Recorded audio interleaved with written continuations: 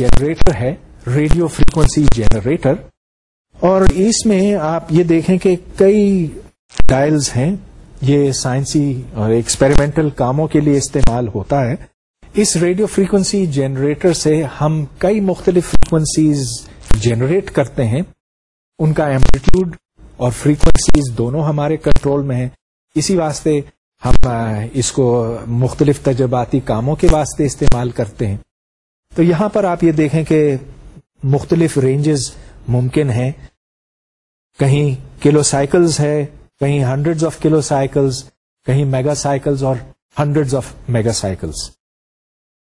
یہاں بھی میرے پاس ایک ریسیور ہے. یہ ایک سادہ ریڈیو ہے اور میں اس کو آن کرتا ہوں اور ریڈیو کو بھی آن کرتا ہوں تو آپ دیکھیے گا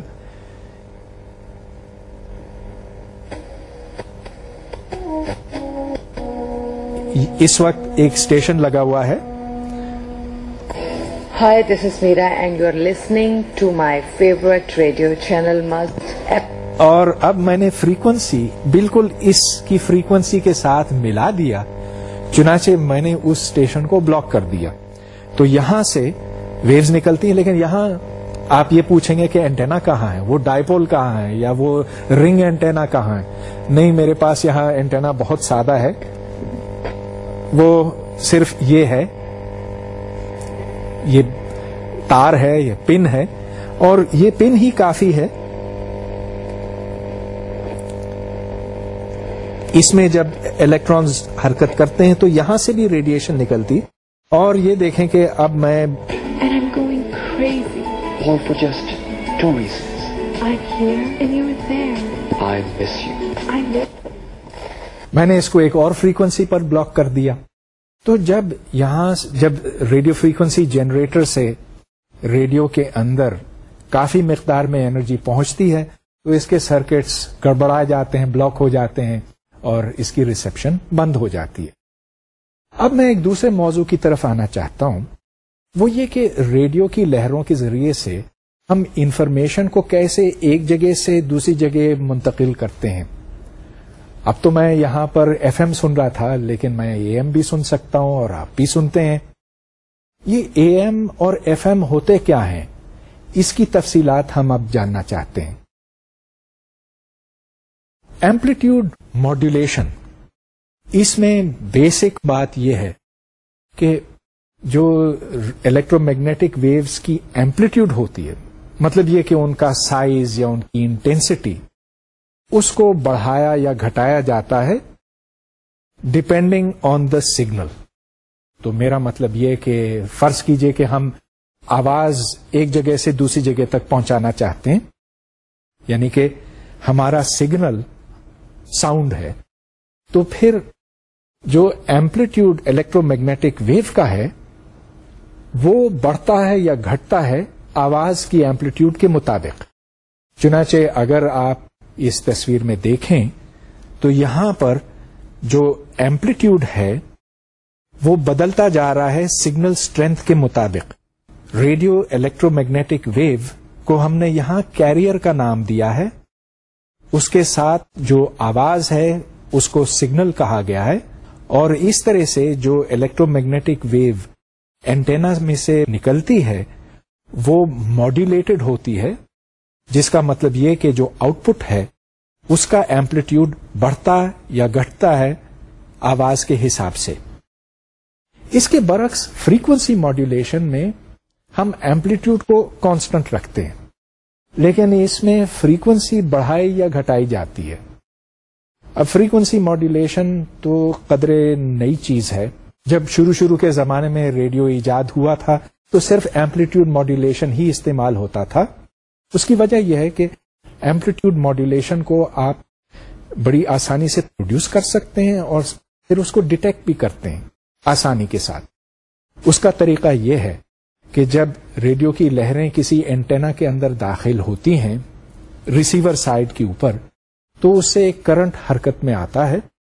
اب یہ کرنٹ جو ہے دونوں طرف فلو کرتا ہے، یہ اے سی کرنٹ ہے، اور اس میں اب ہم ہائٹ ڈیٹیکٹ کرنا چاہتے ہیں.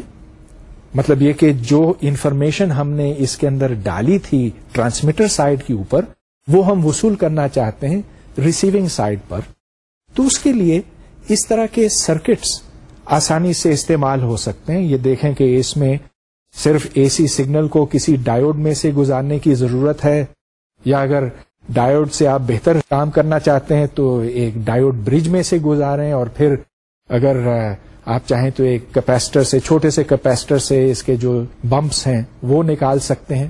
غرض یہ کہ ایمپلیٹیوڈ ماڈولیشن آسان ہے ڈیٹیکٹ کرنا اور پروڈیوس کرنا، اور ممکن ہے کہ آپ میں سے کئی لوگوں نے چھوٹے ریڈیوز بنائے ہوں جس میں بنیادی طور پہ ایک ڈائیوڈ ہی ہوتا جس سے ڈی ماڈولیٹ کیا جاتا. لیکن فریکوینسی ماڈولیشن تھوڑا سا زیادہ کمپلیکیٹڈ ہے، بلکہ خاصا زیادہ کمپلیکیٹڈ ہے اس واسطے کہ جب آپ ساؤنڈ کو اس فریکوینسی کے ساتھ ملاتے ہیں، کیریئر فریکوینسی، مطلب یہ کہ وہ الیکٹرو میگنیٹک ویو جو یہاں سے وہاں جاتی ہے، تو اس فریکوینسی میں فرق آتا ہے، اور اس فریکوینسی میں فرق آواز کی انٹینسٹی کے مطابق آتا ہے. دوسری سائڈ پہ یعنی کہ ریسیونگ سائڈ کے اوپر آپ کو فریکوینسی ڈی ماڈولیشن کرنا ہوتی ہے، لیکن وہ تھوڑا سا زیادہ کمپلیکیٹڈ کام ہے، اس میں نہیں جانا چاہتا. کیونکہ اس لیکچر میں وقت تھوڑا رہ گیا ہے، اس واسطے میں ایک جلدی سے دوسرے ٹاپک کی طرف اشارہ ہی کرنا چاہتا ہوں، اور وہ ہے پولرائزیشن. جیسا کہ میں نے آپ کو تھوڑی دیر پہلے بتایا، ایک اینٹینا سے جب ویوز نکلتی ہیں تو وہ پولرائزڈ ہوتی ہیں along the direction of the antenna. لیکن یہ تو ایک بڑی خاص کیس ہے. اگر آپ دوسری الیکٹرو میگنیٹک ویوز کو دیکھیں، مثال کے طور پر وہ جو سورج سے زمین تک پہنچتی ہیں، تو ان کی پولرائزیشن کسی بھی طرف ہو سکتی ہے.